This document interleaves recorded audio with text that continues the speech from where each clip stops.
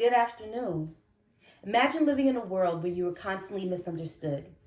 Imagine living in a world where you are constantly adjusting your routines and thought processes because it doesn't fit a mold. Imagine constantly not understanding why the world around you doesn't understand or accept you. Imagine living in a space where you don't feel normal. My path into education began because of my autistic son, who had to process the world around him and attempt to fit into norms that were different and at times uncomfortable. I was on a quest with him to make sure he and other children like him knew that normal was not written in stone or only looked one way. In fact, who defines normal? My son and proving the naysayers wrong became my passion, my fuel, and my why. As I reflect on this journey as a teacher and now a leader, since its inception in 2005, I think about the core values that brought me to this point and still drive me in this work of developing minds, building character, and helping to erase skewed perceptions and stereotypes. Those values are primarily integrity and love, followed by challenge and growth. Oprah Winfrey said it best: real integrity is doing the right thing, knowing that nobody is going to know whether you did it or not. There will always be times when no one is looking. However, what would you want for yourself, for your children, or those in your community, or your family? Do you want average or low standards, or do you want the best? I always wanted the best for myself and my children and my students. And so I gave and continue to give my students the best regardless of who is watching.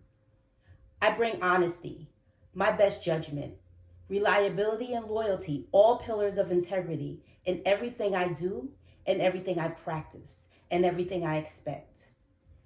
I want to inspire others to operate with integrity and use their talents to inspire others to do the same. If we all continue to operate within the pillars of integrity, imagine the impact. Imagine how we would move away from stigmas and stereotypes and create great thinkers and empower our students. When students feel loved and supported, they will perform. They will bring their best selves to you each and every day and give you all that they can. Love fuels this work, and without it, we are fighting a losing battle. Of course, some days are harder than others, but when we pour love into what we do, it will yield positive results. Oftentimes, we question our decisions to do this work. I don't know any educator who has not. This work is hard. This work is tedious. This work is tiring. The work is a challenge. However, what is growth without challenge? When we are challenged, we are learning. We are becoming better. We are growing. The two go hand in hand.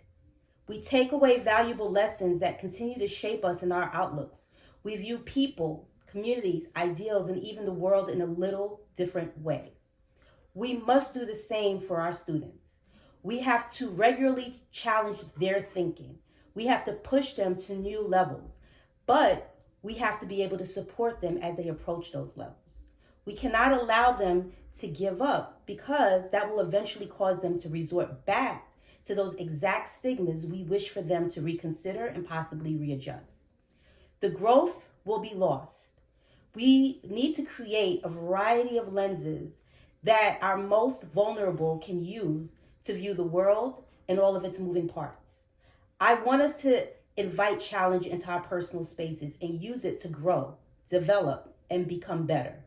Model this for our students each day so when they are faced with challenges, they are not intimidated. I want them to embrace it and know that they are growing even if it's arduous. Remind them of the rewards, as I will remind you, both long-term and short-term, and encourage them to never stop growing, learning, and pushing through challenging situations. I am looking forward to working with each of you and our students and using these core values to drive our work together. Thank you.